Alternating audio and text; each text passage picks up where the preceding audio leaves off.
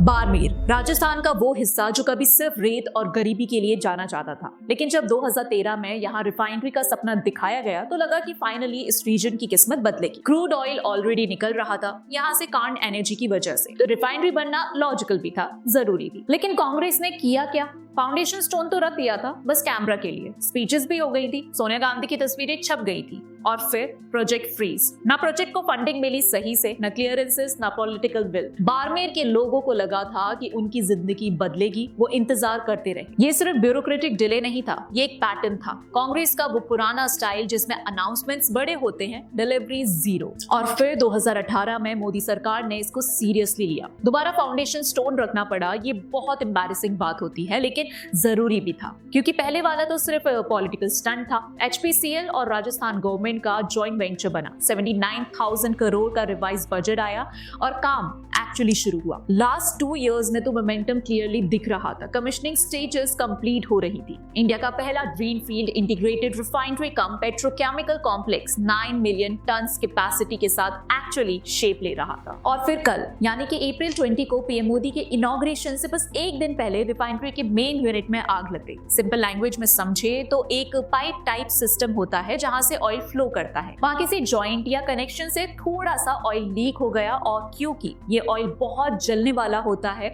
वह हीट के कांटेक्ट में आते ही जल उठा। ये रिफाइनरी कमिश्निंग फेज में एक नोन रिस्क होता है। हाई प्रेशर सिस्टम्स, नए पाइपलाइंस, पहली बार फुल स्केल ऑपरेशंस, एक्सीडेंट हो सकते हैं। एचपीसीएल ने तुरंत रिस्पॉन्ड किया। 40 to 50 फायर टेंडर्स डिप्लॉय हुए और 1-2 घंटे में आग कंट्रोल में आ गई। कोई कैजुअलिटी नहीं, ये एक राहत की बात है। हाँ, लेकिन टाइमिंग को इग्नोर करना मुश्किल है। पीएम मोदी का विजिट कल था। इवेंट वेन्यू सिर्फ 1 किलोमीटर दूर था फायर साइट से।